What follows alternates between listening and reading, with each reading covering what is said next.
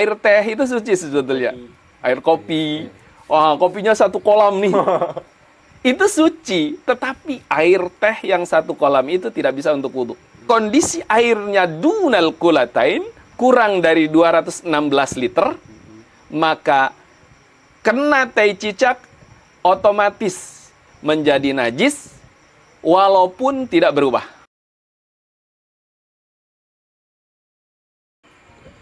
Bismillahirrahmanirrahim. Assalamualaikum warahmatullahi wabarakatuh. Waalaikumsalam warahmatullahi wabarakatuh. Alhamdulillah rabbil alamin. Wassalatu wassalamu ala asyrafil anbiya'i wal mursalin wa ala alihi wa sahbihi ajmain, amma ba'. Oke, selanjutnya kita akan memasuki bab taharah yang akan disampaikan oleh Ustaz Nunun Rahim. Bismillahirrahmanirrahim. Assalamualaikum warahmatullahi wabarakatuh. Alhamdulillahirabbil alamin. Allahumma shalli wa sallim wa barik ala Muhammadin wa ala alihi wa sahbihi ajma'in. Allahumma la sahla illa ma ja'altahu sahla wa anta taj'alul hazna idza syi'ta sahla ma ba'd. Rekan-rekan rahimakumullah, kaum muslimin rahimakumullah. Bersyukur pada Allah Subhanahu wa taala, malam hari ini kita bersama kembali dalam kajian fiqhul ibadah, dan malam hari ini insyaallah kita akan membahas tentang taharah. Taharah itu maknanya bersuci. Bersuci dari apa? Di dalam fikih ini, dua hal objek kesucian itu. Yang pertama suci dari najis, kemudian yang kedua suci dari hadas. Baik hadas besar maupun hadas kecil. Berbicara tentang taharah, maka tidak lepas dari berbicara alat taharah. Dengan apa kita bersuci? Yang pertama bil ma'i, dengan air. Maka air apa saja yang bisa dipakai untuk bersuci? Ada 7 sumber air yang bisa dipakai untuk bersuci. Yang pertama, ma'ul matar, air hujan. Air ketika hujan turun, kemudian kita wudhu, mandi junub, menghilangkan najis, itu bisa mensucikan. Kemudian yang kedua, ma'u bi'rin, air sumur. Yang ketiga, ma'un nahar, air sungai. Yang keempat, ma'ul bahar, air laut. Yang kelima, ma'ul uyun. Uyun itu sumber air, mata air. Kemudian yang keenam, ma'u salj, air salju. Salj itu ternyata bahasa Arab. Salju turun dari langit dalam keadaan salju ya. Nanti mencairnya itu bisa untuk bersuci. Kemudian ma'ul barad, air embun. Bagaimana cara bersuci dengan air salju kemudian dan air embun? Itu nanti kita akan bahas teknisnya dalam praktek wudhu. Kemudian 7 sumber air ini bisa dipakai terbagi 4 kategori ya. Yang pertama tahir mutahhir ya. Suci mensucikan, artinya secara zatnya bersih, suci. Air apa namanya? Air hujan itu suci, bisa mensucikan. Manakala belum terkontaminasi apapun. Kemudian yang kedua ada kategori air itu tahir ghairu mutahhir. Suci tetapi tidak mensucikan. Apa bentuk airnya? Air yang terkontaminasi, air muqayyad ya. Air teh, air yang sudah berubah namanya. Air kopi, sebanyak apapun kapasitasnya, air itu tidak bisa mensucikan. Suci secara zatnya tetapi tidak bisa untuk bersuci. Kemudian yang keempat, kategori air itu air yang tahir, mutahhir, makruh. Suci, mensucikan tapi makruh. Di antaranya adalah ma'ul musyammas. Air yang dipanaskan oleh mata air, terik mata air, kemudian air itu bersamaan dengan itu, airnya diwadahi dengan wadah yang terbuat dari logam. Karena itu tidak menyehatkan, kecuali logamnya emas dan perak. Pakai besi, pakai tembaga, itu kemudian ditaruh air di sana, dipanaskan dengan matahari, maka itu namanya ma'un musyammas, itu makruh. Kemudian ada air tahir ghair mutahhir, itu air mustakmal. Air bekas atau air yang sudah terkontaminasi tadi. Kemudian yang terakhir air mutanajis. Air mutanajis itu air sedikit terkontaminasi najis, walaupun tidak berubah warna, rasa dan bau, maka air itu tidak bisa untuk bersuci. Nah, dari 7 sumber air ini, ikhwatun aliman rahimakumullah, menjadi 4 kelas ya. Yang pertama adalah tahir mutahhir. Air itu bisa suci dan mensucikan. Air laut bisa dipakai taharah manakala air itu suci. Bagaimana standarisasi sucinya? Satu, manakala air itu tidak terkontaminasi benda lain. Sehingga nanti air lautnya berubah menjadi nama air bukan air laut lagi. Contoh, laut itu kena apa? Limbah.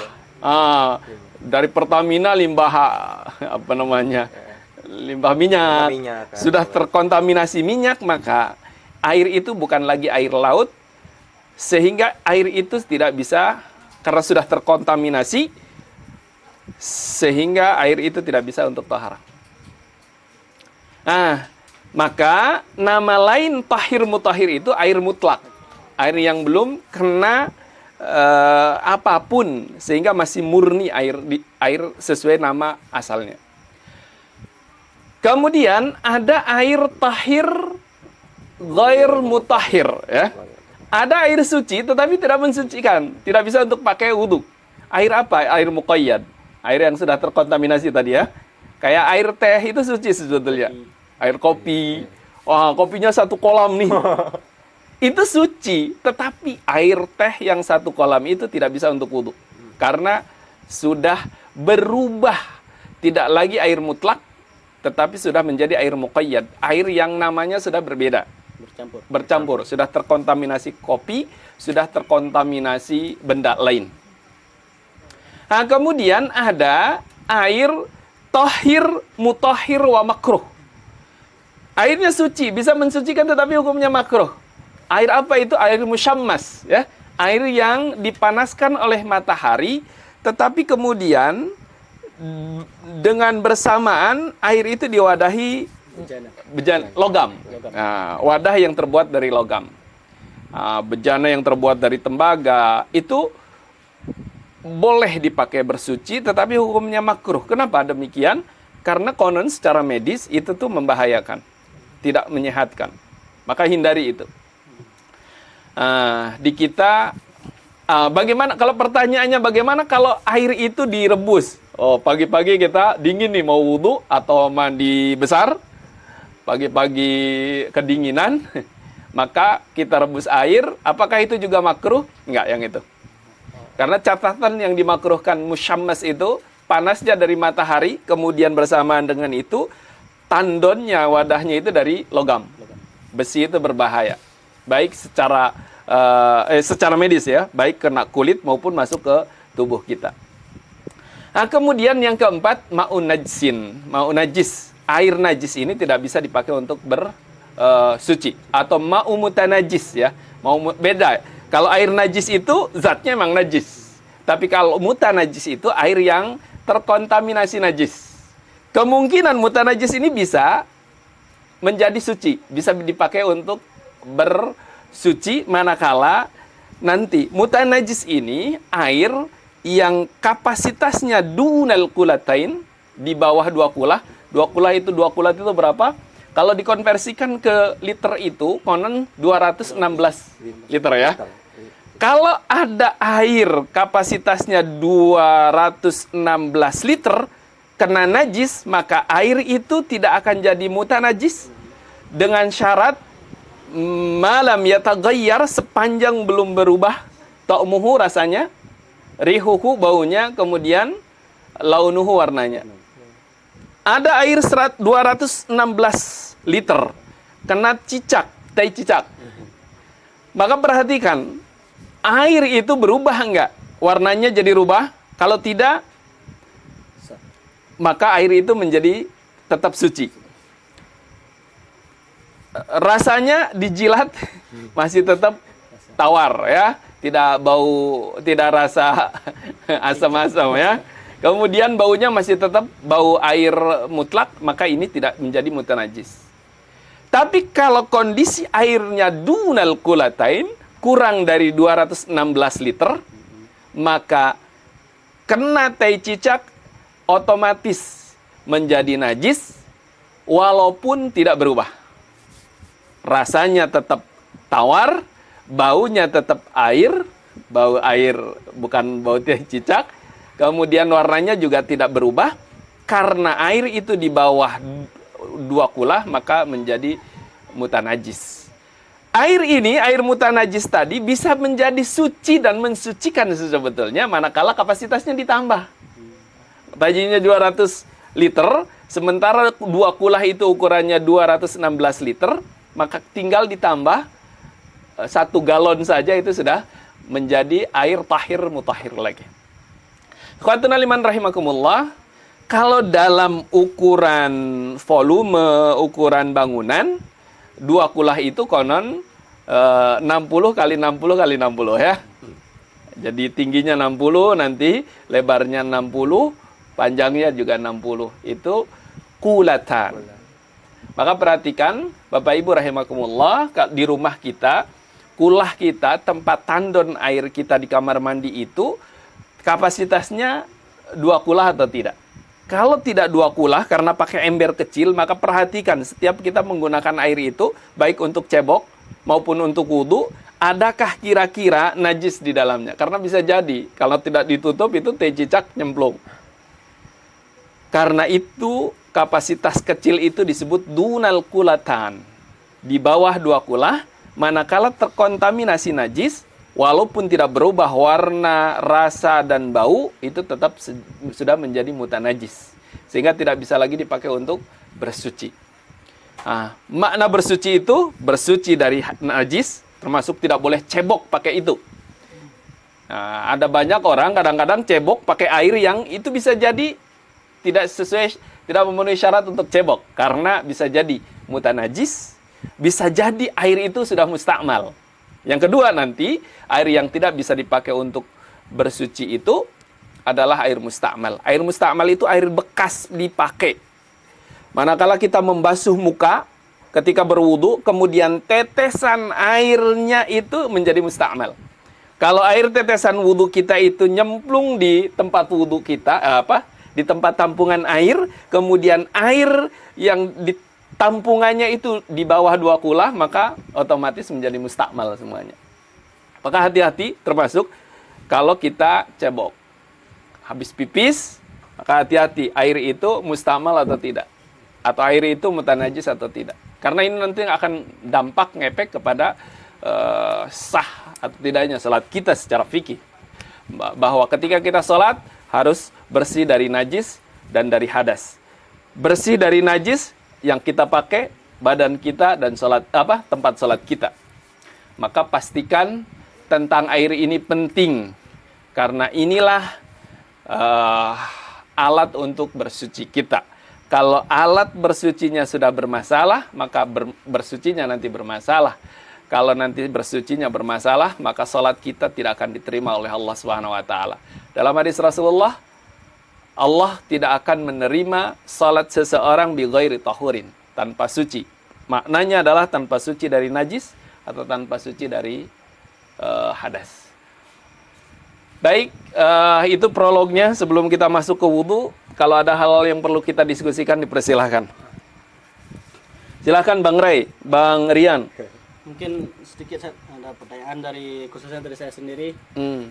Ini kita sering menyaksikan bahwa di akar pohon, di pohon itu ada keluarkan air, mengeluarkan air. Apakah air itu sah untuk bersuci atau gimana?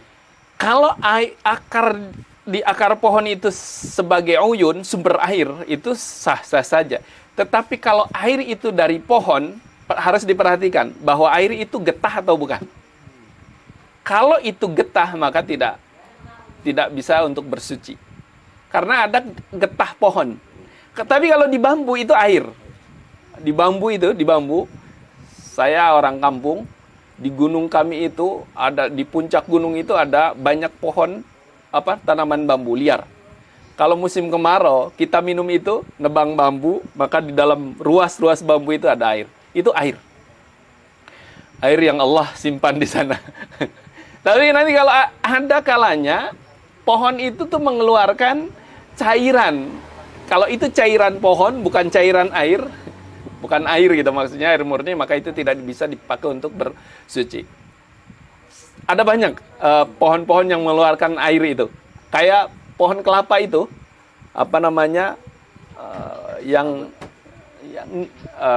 Kalau bahan untuk kelapa itu, bunga kelapa, itu kalau dipotong, itu mengeluarkan air manis. Itu namanya air, apa namanya? Ya, air itu. Air untuk bahan gula. Itu tidak bisa untuk bersuci. Itu tidak bisa untuk mencuci najis. Itu tidak bisa untuk wudhu. Nanti leget. Gitu. Ada banyak pohon-pohon yang mengeluarkan air. Kalau itu air pohon, bukan air murni. Atau getah pohon. Atau kayak tadi, aren itu mengeluarkan kelapa, mengeluarkan air yang untuk bahan gula, maka itu tidak bisa untuk bersuci. Karena itu suci, tetapi ghair mutahhir. Tidak bisa mensucikan najis atau hadas. Sebanyak apapun kapasitasnya. Di atas 2 kula sekalipun. Maka tidak diperkenankan untuk bersuci. Karena itu bukan air mutlak. Itu namanya air lain, air muqayyad. Sudah air, namanya juga air legen, air apa dah. Baik, ada lagi? Ya, ini tadi kan Ustaz kita berbicara masalah tentang air ya. Bagaimana kalau seandainya dalam kondisi darurat? Umpamanya barangkali terjadi kemarau panjangan, nah, sehingga pasokan air itu tidak optimal. Jadi bagaimana sekiranya kita itu mengatasi hal tersebut? Baik, kalau kita tidak ada air, maka ada satu alternatif bersuci dengan tayamum. Kalau berwudunya. Kalau kemudian dari najisnya itu dengan batu. Termasuk kita di dalam banyak kitab fikih itu ada namanya istijmar atau apalah istilahnya, bersuci dengan batu. Nah, itu nanti ada aturannya. Menghilangkan najisnya dengan batu. Kalau wudunya dan mandinya untuk menghilangkan hadas kecil atau hadas besarnya itu dengan tayamum. Dengan apa alat tayamum itu? Biturab. Dengan tanah murni ya. Debunya debu tanah. Sa'id dan tayyiban. Sa'id ya. Sa'id. Bukan debu yang lain. Sekalian supaya bedakan pakai debu bedak nggak boleh. Karenanya harus pakai betul-betul debu gubarut turab, debu tanah. Bahkan ada yang mempermasalahkan, ada yang mendiskusikan kaitannya ketika kita tayamum di bus, tayamum di kereta, padahal di kaca yang bersih sesungguhnya. Setiap hari dilap sama petugas. Apakah ada debunya di sana? Apakah cukup di sana? Ada yang mengatakan tidak cukup. Karena harus betul-betul yakin bahwa tayamum itu menggunakan turab, gubarut turab, debu dari tanah, bukan debu dari lain. Di pesawat yang bersih itu nggak ada debunya. Maka bagaimana solusinya kalau di pesawat ingin tayamum, bawa tanah ke pesawat? Enggak juga kali ya. Bisa jadi orang yang hati-hati itu betul-betul bawa tanah untuk tayamum. Atau kalau di kereta hari ini di bus-bus itu ada air sih sebetulnya. Di kamar mandinya atau ada kerannya. Wudu aja di sana. Khatan aliman rahimakumullah. Jadi ada solusi di dalam Islam ketika kita tidak ada air atau bahkan ada air tetapi tidak mampu menggunakan air karena sakit, maka ada alternatif untuk melakukan toharah dengan tayamum. Termasuk ketika kita sakit. Maka penyebab tayamum itu diantaranya adalah faqdul ma, karena tidak ada air. Kemudian yang kedua, al-ajzu anistimalil ma, tidak bisa menggunakan air karena sakit. Atau yang ketiga, ada air tetapi ada yang lebih membutuhkan air itu untuk minum dan lain sebagainya. Li'atsil hayawan. Maka ada air nih 1 botol. Tetapi bersamaan dengan itu kambing kita, hewan kita itu kehausan. Maka kasihkan ini air untuk diminum hewan ternak kita tayamum. Kecuali nanti ada pengecualian.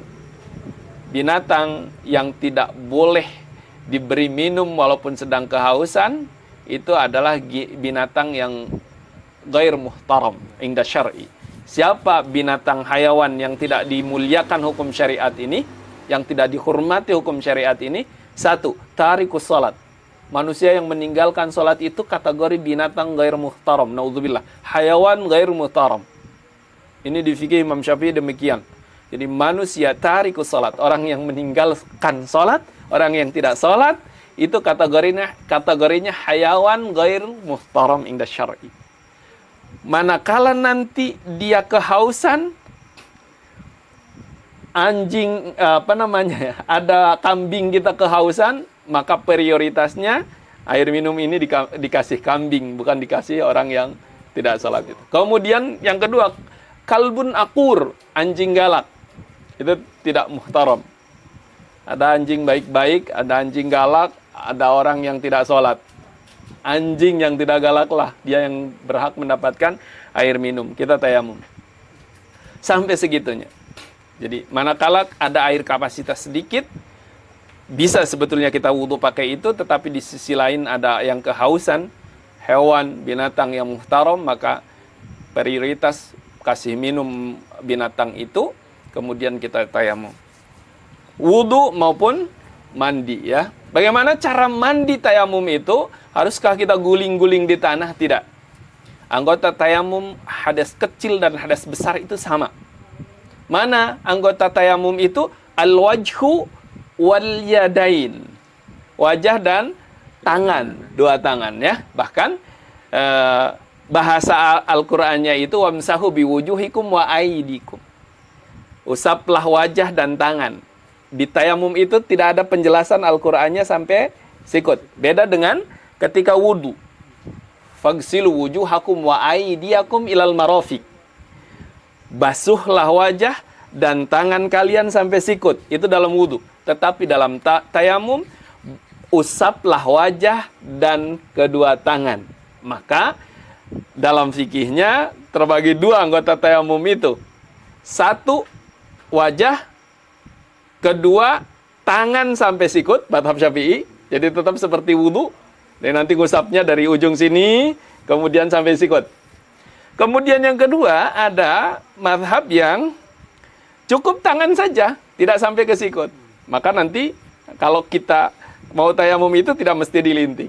Cukup wajah, kemudian tangan. Nah, kita mau pakai yang mana?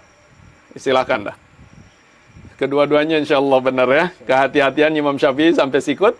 Kemudian secara teks ayatnya tidak ada penjelasan sampai sikut dalam tayamum. Nah, kalau kita kira-kira memang malas ngelinting baju, sampai sini saja. Oh, boleh nggak pakai memang? Tidak boleh. Jadi memang itu bukan landasan untuk beramal. Harus betul-betul yakin. Harus betul-betul yakin. Nah, syaratnya tayamum itu mulai tanahnya itu harus diambil, turab, harus diambil kayak gini. Kemudian diusapkan. Tidak boleh langsung diciprat-ciprat ambil tanah kayak gitu. Nggak boleh. Dua kali ya. Darbatul ula lil wajhi wa darbatul tsani lil yadayn. Nah, itu alternatif bagaimana kita bersuci manakala tidak ada air. Mandi pun demikian. Junub. Pagi-pagi tidak ada air. Atau dingin banget. Oh, ini ada pengantin baru nggak? Ini agak lama pengantinnya. Udah 2 bulan. Dingin banget. Pagi-pagi mau sholat subuh. Sehingga pakai air itu rasanya tuh nggak kuat. Maka tayamum saja. Bagaimana tayamumnya tadi? Tidak usah guling-guling di tanah. Cukup mengusap wajah dan tangan. Selesai. Baik, itu alternatif manakala tidak ada air atau tidak mampu menggunakan air karena ada sesuatu hal sakit, dingin, dan lain sebagainya. Allah alam sahab. Ada lagi? Oke, mungkin selanjutnya acara selanjutnya adalah tanya jawab. Baik. Oke, ini ternyata ya Mas Rian ya, ternyata ada beberapa jamaah yang menanyakan di grup ya. Ada 2 pertanyaan ya Ustaz dari jamaah. Boleh. Yang pertama yaitu kenapa mau sholat itu godaannya berat banget, apalagi mau tepat waktu. Ini pertanyaan. Baik, rekan-rekan rahimakumullah. Allah menyampaikan di dalam Al-Quran, wa innaha lakabiratun. Salat itu berat. Maka Rasulullah menuntun kita agar salat itu tidak berat, itu mulai dari menyiapkannya itu dari merespon azan. Coba bayangkan, Rasulullah mengajarkan kepada kita bagaimana kita merespon azan, menjawab azan. Apa responnya ketika muadzin menyampaikan kepada kita hayya 'alas shalah, mari kita salat. Apa yang harus direspon oleh kita? Apa jawaban kita? La haula wala quwata illa billah. Apa maknanya hauqalah ini? Tidak ada daya dan kekuatan kecuali dari Allah Subhanahu wa taala. Karenanya ada begitu banyak orang yang tidak diberi kekuatan untuk menjalankan salat sehingga merasa berat. Di antaranya orang yang merasa berat ketika mau salat karena dia tidak merespon azan. Bayangkan, azannya saja tidak direspon, maka salat pasti berat. Maka kalau ingin ringan, ikhtiar kita mali respon muadzin itu. Begitu mengucapkan hayya 'alas shalah, mari kita salat, maka jawabannya la haula wala quwata illa billah. Tidak ada daya dan kekuatan kecuali daya dan kekuatan Allah. Mutlak kita bisa sholat tepat waktu itu atas kekuatan Allah yang Allah berikan kepada kita. Maka kita harusnya sedih manakala mau sholat itu berat. Artinya kita tidak diberi kekuatan oleh Allah Subhanahu wa taala untuk melakukan itu. Penyebabnya bisa jadi karena kita tidak ada merespon azan. Dampaknya kita tidak akan sukses hidup kehidupan dunia. Bahwa si muadzin ini akan melanjutkan kalimat ajakannya hayya 'alal falah, mari kita jemput kemenangan. La haula wala quwata illa billah. Maka salat dan kemenangan itu, salat dan kesuksesan itu satu kesatuan. Kita di awal kalau ingin Allah perbaiki urusan kita, maka perbaiki salat. Satu kesatuan dalam azan. Hayya 'alas shalah dulu, mari salat dulu, mari kita raih kemenangan. Jawaban kita la haula wala quwata illa billah. Rekan-rekan rahimakumullah, jika ingin ringan mendirikan sholat di awal waktu, maka responlah terhadap muadzin. Mulai dari awal Allahu Akbar, kita ikuti Allahu Akbar sampai terakhir, dan bahkan sempurnakan dengan doa Allahumma rabba hadihi da'wati tamah. Apa janji Rasulullah? Halat yaumal qiyamah, halat syafaati yaumal qiyamah. Atau kama kala Rasulullah, maka halal bagi orang yang merespon muadzin diakhiri dengan doa, maka halal bagiku syafaat di hari kiamat. Rupanya agar kita mendapatkan syafaat dari Rasulullah itu diantaranya merespon azan kemudian berdoa setelah azan. Ini jaminannya keren. Akan dapat syafaatku, kata Rasulullah, di hari kiamat. Rekan-rekan rahimakumullah, kaum muslimin, tidak sedikit orang yang merasa berat untuk menunaikan salat. Karena memang salat itu berat. Allah menyampaikan, wa innaha lakabirah illa 'alal khashiin. Maka bagaimana ikhtiar kita agar salat kita itu ringan, mudah? Salah satu langkahnya adalah, salah satu ikhtiarnya adalah responlah muadzin. Dari mulai Allahu Akbar, respon Allahu Akbar, Allahu Akbar. Maka kalau kita lakukan ini, insya Allah Allah berikan kekuatan untuk menunaikan ibadah yang berat itu. Sehingga kita akan merasa ringan untuk menunaikan salat. Insya Allah, wallahu alam. Oke. Baik, ada pertanyaan berikutnya. Pertanyaan dari jamaah juga yang kedua, yaitu Assalamualaikum.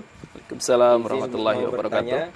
Jika di pertengahan sholat kita lupa sudah berapa rakaat yang sudah dilakukan, sehingga ragu mau duduk tasyahud awal, apa lanjut berdiri? Bagaimana solusinya, Ustaz? Baik, ketika kita ragu, dan ini cara setan mengganggu salat kita,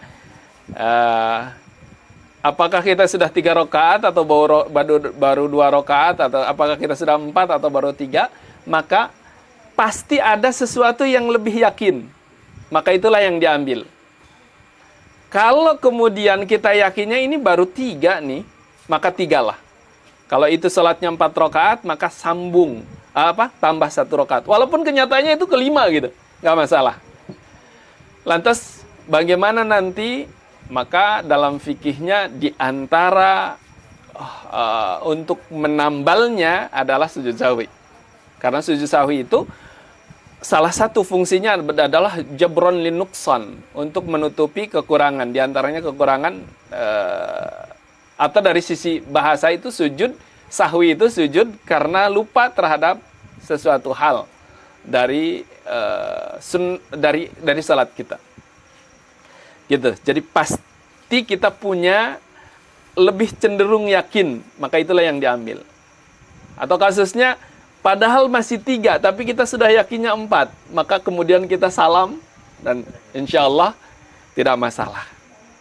Tapi nanti kemudian ketika kita salam, rupanya ada orang yang mengingatkan, baru 3, maka segera diselesaikan, disempurnakan, tambah 1. Nggak usah berdebat. Oh, aku 4 kok. Enggak 3, 4 nggak usah. Karena orang di luar lebih harus dipercaya dibanding dengan kita. Kita saja ragu. Maka ketika ada yang mengingatkan, ini baru 3 mas. Nah, di zaman Rasulullah terjadi 2 rakaat salam. Ditanya kemudian para sahabat bertanya, am qasarta ya Rasul? Engkau mengqasar salat? Kata Rasul, enggak. Kemudian beliau bahwa itu baru 2 rakaat, beliau melanjutkan menyempurnakan salatnya. Tapi catatannya jedanya belum lama. Kalau sudah pulang, sudah makan, ada orang datang, tadi kamu 2 rakaat salatnya, belum 3 rakaat, maka itu harus i'adah, harus diulangi ya. Harus diulangi kembali salatnya. Karena salat tadi sudah tidak sah lagi, sudah batal. Baik, demikian. Hujan ini hujan. Terganggu nggak itu? Oke, itu tadi merupakan pertanyaan terakhir, dan mungkin sebelum menutup ini kita tentu sebagai terlahir yang beragama Islam ya Ustaz ya. Islam ternyata tidak hanya memperhatikan dari aspek ibadah dan sebagainya, tapi juga ini dari aspek seputar bersuci, bahkan ke air ya. Betul. Baik, betul. Islam itu agama tahir, agama yang suci. Suci dari semua, fisik lahir batin sih sebetulnya, suci lahir batin. Maka di dalam Al-Qur'annya Allah itu suka atau jatuh cinta kepada manusia yang pola hidupnya suci lahir batin. Innallaha yuhibbut tawwabin. Allah itu jatuh cinta kepada orang yang bertaubat. Taubat itu maknanya tathhirul qalbi anil ma'ashi wa dhunub, mensucikan jiwa dari dosa dan maksiat. Allah jatuh cinta bagi orang yang suka bertaubat. Kemudian wa yuhibbul mutatahhirin, dan Allah jatuh cinta kepada hambanya yang bertaharah. Maknanya apa? Taharah anin najasah wa taharah anil hadas. Maka orang yang selalu menjaga wudu itu fadilahnya luar biasa, dicintai oleh Allah. Allah jatuh cinta. Jangan sepelekan, termasuk mandi itu, mandi harian kita, itu pola hidup bersih seperti itu membuat Allah suka ke kita. Maka hidup jorok itu dibenci sama Allah. Tidak pernah mandi, tidak peduli mandi, itu tidak disukai oleh Allah. Allah itu suka orang yang pola hidupnya bersih, bersih lahir dan bersih batin. Dan konon dalam surveinya, manusia terbersih di muka bumi ini seorang muslim dan muslimah. Dulu surveinya muslimah ya. Wanita terbersih di dunia ini ada seorang muslimah.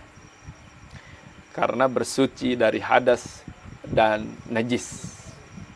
Nah, khawatun aliman rahimakumullah, karenanya Islam itu agama yang sempurna, yang memberikan syariat untuk kebaikan, kesempurnaan umat manusia itu sendiri. Bahkan yang menarik nanti, dalam konteks berwudu, setelah ini kita akan membahas najis, kemudian cara membersihkan najis, kemudian kita akan berwudu. Dalam berwudu itu luar biasa, anggota wudu kita itu akan wudu itu akan menyehatkan lahir batin konon. Bahwa anggota wudu kita adalah, di dalam anggota wudu kita itu ada ada syaraf-syaraf refleksi sebetulnya. Maka nanti kesempurnaan wudhu itu akan membuat kita sehat lahir batin. Maka dalam wudhu itu nanti kita sunnah tahlil asabi. Nih, menggosok sela-sela jari ini. Bahwa apa hikmahnya? Ketika demikian, bahwa di sini ada banyak urat syaraf refleksi. Artinya ketika kita tahlil asabi, otomatis kita sedang merefleksi, pijit refleksi. Sehat. Kuping ini harus diputar kayak gini nih, cara wudhunya itu. Di sini ada banyak syaraf refleksi. Maka sehat, lahir batin insya Allah. Ini kita akan diskusikan di kesempatan yang akan datang insya Allah. Khawatun aliman rahimakumullah, itu sekitar air. Hati-hati menggunakan air, karena air ini sumber taharah. Kalau kita salah menggunakan air, padahal air itu tidak bisa untuk bersuci, maka akan mengakibatkan taharah kita tidak sah. Bersuci dari najis kita tidak akan sah. Kemudian nanti dampaknya sholat kita tidak akan sah. Naudzubillahi min dzalik. Maka ada hadis Nabi, tidak akan la tuqbalus shalah bi ghairi tahurin. Salat tidak akan diterima oleh Allah tanpa suci. Suci dari najis dan suci dari hadas. Wallahu a'lam bishawab. Mudah-mudahan ini menambah ilmu kita, kemudian pemahaman kita, kemudian kita bisa mengamalkan dan taharah kita menjadi taharah yang sah secara fikih dan diterima oleh Allah Subhanahu wa taala. Wallahu a'lam bishawab. Afu minkum. Silahkan Baik, tutup. untuk teman-teman, untuk kawan-kawan semua, para followers, kami sangat merekomendasi bahwa untuk membeli buku tuntunan salat. Insya Allah ini sudah sangat direkomendasi oleh ustaz-ustaz kita. Ini lengkap semuanya, tentang taharah, tentang air, tentang salat, semua sudah ada di sini. Baik, acara selanjutnya kita penutup. Saya sendiri Rian Afriyadi mengundurkan diri.